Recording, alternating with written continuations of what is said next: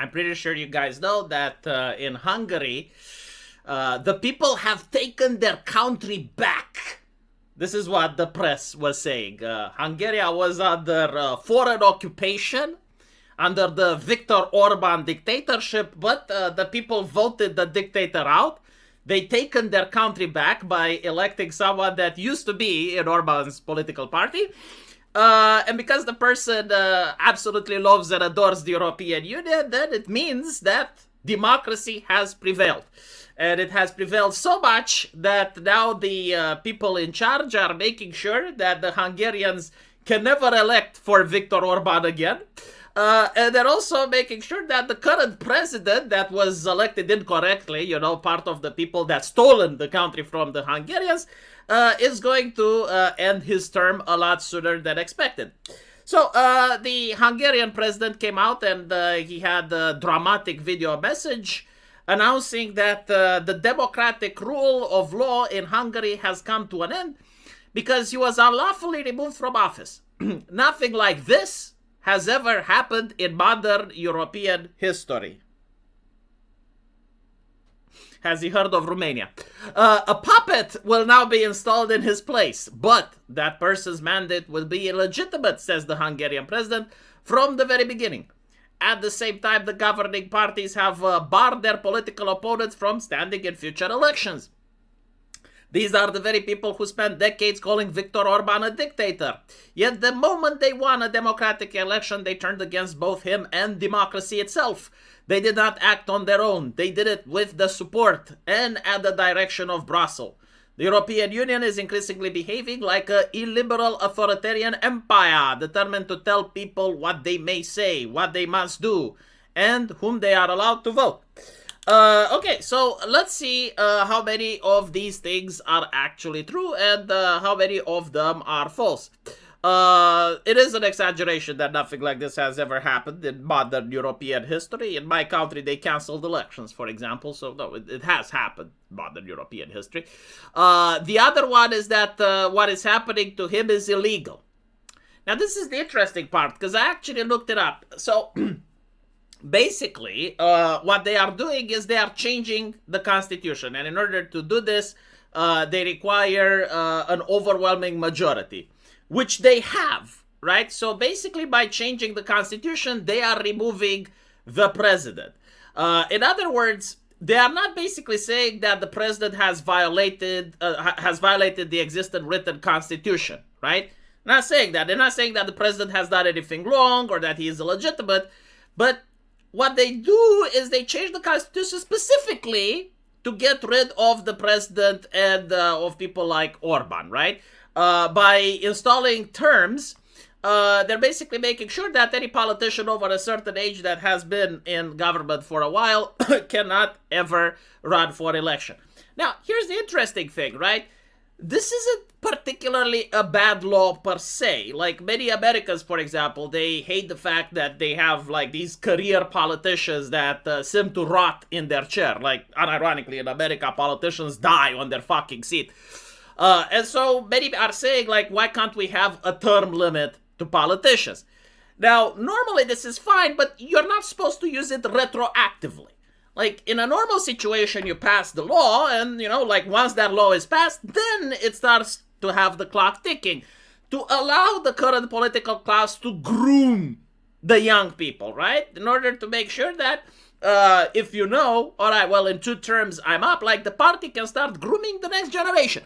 But by doing it like this, they're making sure that the new party doesn't have time to groom the new generation, right? And so it is viewed as an authoritarian measure, even if you have like the correct rubber stamp and procedure, it is incorrect in spirit, right? Especially when you are delegitimizing your main opponent. In a democracy, like the whole idea I understood is that the people are the power and the people get to decide. But it seems that now the politicians, and it happened in my country as well, are telling the people, well, you're not supposed to decide for that guy or that guy or that guy or that guy. Without any sort of like a criminal court, without any sort of wrongdoing from those people, right? It's just like the press is claiming that those people are bad, and if the press is claiming, then it is known that they are bad. This does seem to be the way that the European Union does politics. Now, the reason people are blaming the EU, because it's interesting, right? Like, the European Union isn't saying, hey, Hungary, we want you to get rid of Orban. Although they kind of use EU funds in order to kind of allow Hungary to get that idea. But here's the interesting part, right? And this is where both the current Hungarian president and the European Union are in the wrong. The Hungarian president has said, like, this event is unprecedented. It has never happened before. Incorrect. Orban himself, when he restructured the constitution, he terminated prematurely the mandate of Hungary's Supreme Court president, right? So, like, we have three powers in a nation. You have the executive, the legislative, and the judicial, right? So, like, Orban, yeah, he didn't go after the president, but he did go after the Supreme Court president by changing the constitution, doing literally exactly the same thing which the current political class in Hungary is doing right now. The only interesting thing is that all of a sudden the European Union were extremely concerned, you know, oh, our democracy, oh, what are you doing over there? And so the European Court of Human Rights and the EU Court of Justice, right, they immediately came out and they ruled against Hungary. Oh my goodness, fascismus. Oh, Nazismus. Oh, dictatorship. Blah, blah, blah. But we don't hear that now, right? Oh, interesting, right? So, like, with the president, it's allowed, but with the Supreme Court, it isn't? Oh my God. So, like, what? Are we supposed to pretend we don't see that? And so, yes, this is why people are blaming the European Union, because the European Union have strong morality when it's about people they don't like, but they don't seem to maintain these same principles consistently across the board. And so some individuals may say that the European Union is not a referee, but is actually a player in the Game of Thrones, which is true. Right, so regarding Hungary, well, they're doing it because they can get away with it. I mean, this is kind of how politics is done in 2026, right? Can you get away with it? Yes, then fucking do it. You know, like principles. I start to wonder, like, did we ever have principles? You know, principles are good for the plebs and dumb people and doom scrollers. But the reality is, like, when people actually get in power, when they're actually able to legislate, if they can get away with it, do they do it or not? I honestly am curious, like, was there ever a political party that genuinely operated on principles, like, ever, in the history of humanity?